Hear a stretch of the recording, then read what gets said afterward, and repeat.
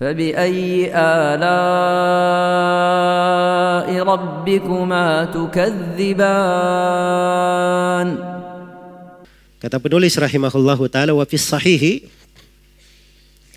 dan di dalam kitab as-sahih, ya maksudnya dalam as-sahih di sini sahih al-Bukhari. An Hudzaifah radhiyallahu anhuma, dari Hudzaifah ibnu Yaman radhiyallahu anhuma, annahu qala, beliau berkata, ya ma'syaral qurra istaqimu, wahai sekalian para pembaca. Al-Qurra itu jamak dari qari. Wahai para qurra, para pembaca Al-Quran. Istaqimu, istiqamalah kalian.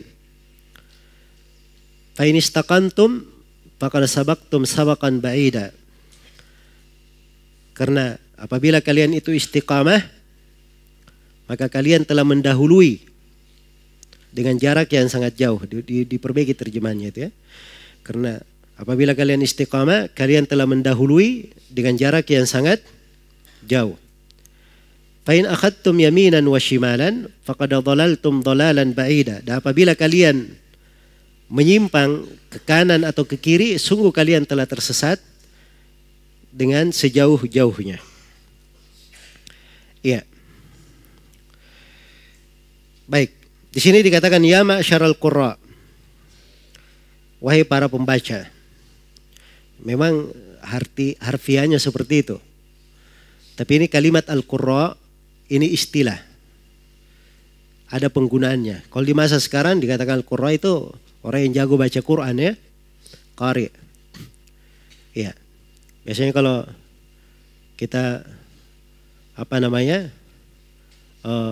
mau cari orang yang ahli membaca Al-Quran, dia punya sanad periwayatan baca Al-Quran sampai kepada Nabi SAW, itu disebut qurra di masa ini. Jelas ya? Tapi belum tentu qurra itu adalah seorang syekh atau seorang apa? Seorang alim. Belum tentu. Ya, ini istilah di masa sekarang. Kalau di masa dahulu tidak. Qurra itu dia pembaca Al-Quran, itu artinya dia menghafal Al-Quran dan sekaligus sunnah Rasulullah SAW, dan mereka mengamalkannya. Dan mereka apa? Mengamalkannya. Iya.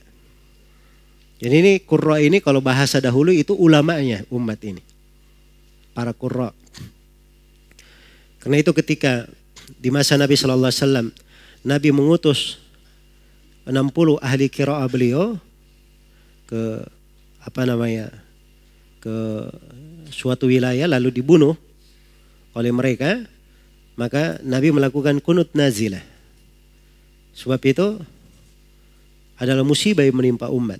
Bayangkan jumlah yang banyak dari ahli qiraah, dari qurra Rasulullah SAW yang terbunuh. Karena itu beliau melakukan kunut nazilah, mendoakan kejelekan terhadap kabilah Ri'il dan Dakwan yang melakukan hal tersebut. Iya. Baik. Jadi qurra ini di istilah dahulu seperti itu. Ya, dahulu mereka itu para sahabat kalau mereka baca Al-Quran, mereka belajar membacanya sekaligus memahami maknanya dan mengamalkannya. Memahami maknanya dan mengamalkannya. Karena itu Umar bin Khattab, dia belajar surah Al-Baqarah 7 tahun. Dan anaknya Ibnu Umar belajar surah Al-Baqarah 12 tahun. Iya. 12 tahun. Bayangkan. Anas bin Malik berkata, kalau ada yang sudah belajar surah Al-Baqarah di tengah kami para sahabat, nabula indana. Ini orang sudah apa? Sudah menonjol di tengah kami. Sudah istimewa di tengah kami. Sebab cara mereka begitu. Bukan sekadar menghafal saja. Kalau sekarang banyak yang hafal Quran. Banyak yang hafal Quran. Jelas ya? Tapi subhanallah. Ya. Perbuatannya menyelisihi apa yang dia hafal. Nah, inilah yang dibahasakan oleh sebagian sahabat, bahwa akan ada orang-orang yang menghafal Al-Quran Sedangkan Al-Quran itu melaknatnya. Sedangkan Al-Quran apa? Melaknatnya. Baik. Iya, dan kaum Khawarij itu banyak yang hafal Quran. Tapi tidak masuk di dalam apa? Tidak masuk di dalam hati mereka. Ya, ini yang repot ya. Baik. Karena sekadar menghafal saja, saya sudah terangkan, sekadar menghafal saja itu bukan keistimewaan. Bukan mutlak keistimewaan. Tapi kalau dia menghafal, memahami dengan benar dan mengamalkan, itu baru istimewa. Baru istimewa. Baik. Karena itu belajar harus paham ya cara belajar. Sekarang subhanallah kadang ada sebagian orang ini nggak tahu termakan apa namanya. Iya. Saya cerita ya di Timur Tengah sana ada orang-orang yang kadang terlihat ya hafalannya, wah baca hadits, baca syair, ya. Kalau dihadirkan itu kayak baca surah Al-Fatihah cepat sekali. Ya. Saya lihat orang-orang ini, tapi kalau kita perhatikan pembicaraan mereka tentang ilmu kelihatan ini orang-orang jahil. Banyak hafalan tapi apa? Tapi jahil. Beda dengan para ulama. Kalau kita lihat ucapan para ulama, itu orang-orang yang mereka membawakan ayat-ayat, membawakan hadits-hadits, itu sangat memahami apa maknanya pada tempatnya. Iya, pada tempatnya. Jadi harus dibedakan hal ini. Jangan tertipu ya, itu yang gampang tertipu itu cuma orang awam saja. Tapi kalau orang belajar, orang yang mengerti, dia nggak akan tertipu dengan penampilan. Seorang ketika dia banyak berbicara misalnya, dia mampu menghafal ini, ya membaca ini. Saya pernah lihat lagi satu orang diminta supaya membawakan sanadnya kepada Nabi Shallallahu Alaihi Wasallam. Dia bacakan sanadnya sampai kepada Nabi. Jelas ya? Ya, menceritakan kepada saya saya lupa dia sebut ayahnya atau gurunya. Gurunya dari ayahnya, dari kakeknya, terus dia sebut sampai kepada Nabi Sallallahu Alaihi Wasallam. Ya, di potongan yang lainnya orang yang sama diminta membawakan sanad, itu lagi yang dia baca. Berarti ini saya pikir ini orang mungkin dia hafalannya itu saja yang dia hafal. Ya, karena itu memang uslub di masa ini ya, cara di masa ini untuk memukau perhatian. Ya banyak model lah, banyak cara. Kadang ada orang menghafal Quran, dia bawakan nomor ayatnya di halaman berapa, hafal nomor-nomornya, ayatnya itu.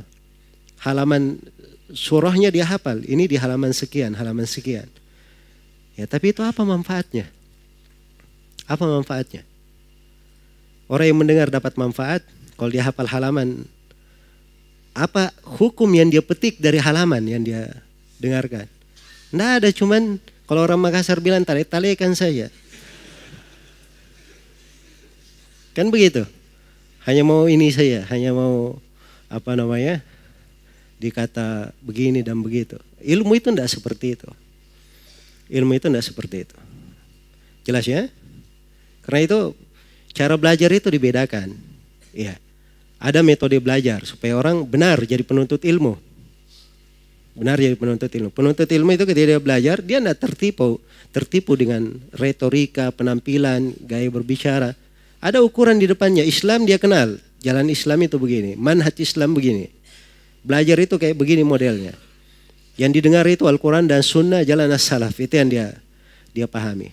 Ketika ada yang membacakan ayat, dia bacakan hadits, ya, maka dia dengarkan bagaimana cara memahaminya. Itu sangat penting sekali. Jelas ya? Maka ini perkara hendaknya selalu ditanamkan oleh seorang penuntut ilmu. Jadi metode belajar, cara memahami ilmu, cara memahami keislaman, ini akan membentuk kepribadian. Sehingga seorang itu mampu membedakan. Dia juga sudah mengenal bau ilmu itu kayak bagaimana.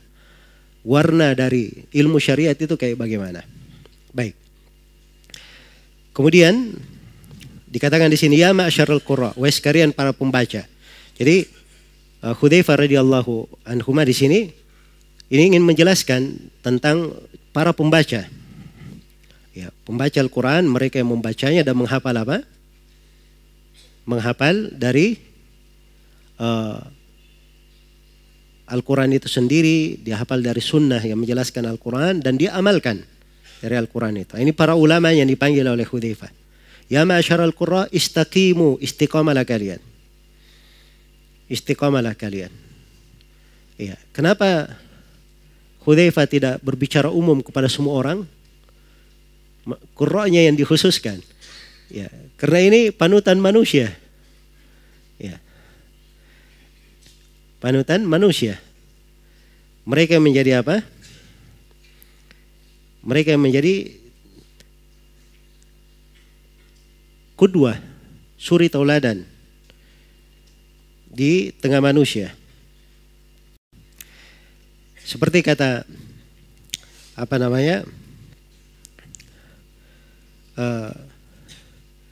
sebagian dari as-salaf rahimahumullahu ta'ala, atau ada sebagian bait syair yang melekat di ingatan saya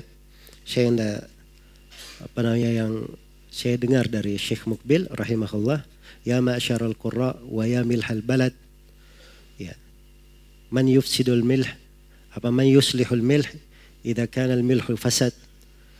Wahai orang-orang yang membaca dan wahai orang-orang yang merupakan garam untuk negerinya. Ya, siapa yang mau memperbaiki garam itu kalau garamnya rusak? Jadi maksudnya diarahkan khusus kepada ulama, kepada orang-orang yang menjadi panduan dan suri tauladan manusia. Ini diingatkan oleh Hudzaifah, kalau kalian istiqamah, maka kalian sudah faqad sabaqtum sabaqan ba'ida. Kalian sudah mendahului, terdepan dengan jarak yang sangat jauh. Fa in akhadtum yaminan wa shimalan faqad dhalaltum dhalalan ba'ida. Tapi sebaliknya, kalau kalian mengambil ke kanan dan ke kiri, kalian telah tersesat dengan kesesatan yang sangat jauh. Baik, ini athar Hudzaifah radhiyallahu anhu. Ini disebutkan oleh Ibnu Hajar rahimahullahu taala memiliki hukum hadits marfu. Memiliki hukum apa? Hadits marfu. Karena memang tampak ya bahwa ini ucapan dari Hudzaifah, ya, tidak tergambar dari diri beliau pribadi. Itu mungkin beliau bahasakan dari hadits Nabi sallallahu alaihi wasallam. Karena itu memiliki hukum marfu. Saya poinkan di sini 3 pembahasan. Yang pertama, wujubul istiqamah alal Islam. Kewajiban istiqamah di atas Islam. Wajib untuk istiqamah di atas Islam. Iya. Jadi setelah kita mengenal wajibnya seorang itu masuk ke dalam Islam, di sini penulis bawakan athar dari Hudzaifah yang menerangkan bahwa seorang itu wajib untuk istiqamah di atas Islam. Ya. Tetap dia berada di atas keislamannya. Dan istiqamah itu adalah bentuk dia menapaki jalan yang lurus, menapaki jalan yang mustaqim, dia kontinu di atasnya, tidak keluar darinya, tidak ke kanan maupun ke kiri. Itu yang disebut dengan apa? Dengan istiqamah. Iya. Jadi mereka ini, ya, para al-qurra ini diperintah untuk istiqamah. Ya, maka dipetik darinya kewajiban istiqamah di atas Islam. Dengan istiqamah di atas Islam itu, inilah yang disebut di pembahasan yang kedua, as-sabaqu yakunu bil istiqamah. Kedahuluan, mendahului dengan jarak yang jauh, itu caranya dengan istiqamah. Jadi semua kita ini berjalan ke negeri akhirat. Semua dari kita ini menuju kepada Allah Subhanahu wa taala. Kita sadar atau tidak sadar, terima atau tidak terima, suka atau tidak suka, itu hakikat. Ya, semuanya berjalan kepada Allah. Sisa berjalannya, dia sudah berjalan benar atau tidak? Kalau jalannya sudah benar, ini jalannya sudah cepat atau lambat? Jelas ya? Maka siapa yang ingin lebih cepat jalan, lebih dahulu tiba, itu caranya dengan istiqamah. Caranya dengan apa? Dengan istiqamah. Karena istiqamah ini perkara yang sangat membantu seorang. Jadi dia mustaqim dalam keislamannya, istiqamah di atas keislaman secara khusus. Dan dia juga istiqamah di atas kewajiban-kewajiban. Ya, kalau kita lihat di kehidupan para sahabat, mereka itu derajatnya sudah lebih daripada itu. Bukan istiqamah di atas kewajiban saja mereka, tapi istiqamah di atas cabang-cabang keislaman, di atas hal-hal yang merupakan nafilah dan ketaatan. Ada yang istiqamah, dia tidak pernah meninggalkan sholat rawatib selama dia hidup, tidak pernah meninggalkan sholat malamnya, ya, dan seterusnya ya, dari bentuk ibadahnya para as-salaf. Maka istiqamah itu seperti itu caranya. Kemudian yang ketiga, ad-dhalalul ba'id liman inharafa anil istiqamah. Kesesatan yang jauh itu bagi siapa yang berpaling dari istiqamah. Ya, kalau dia berpaling dari istiqamah, maka ini adalah hal yang membuatnya tersesat dengan kesesatan yang sangat jauh. Nasallallahu lana wa lakumul afiyah.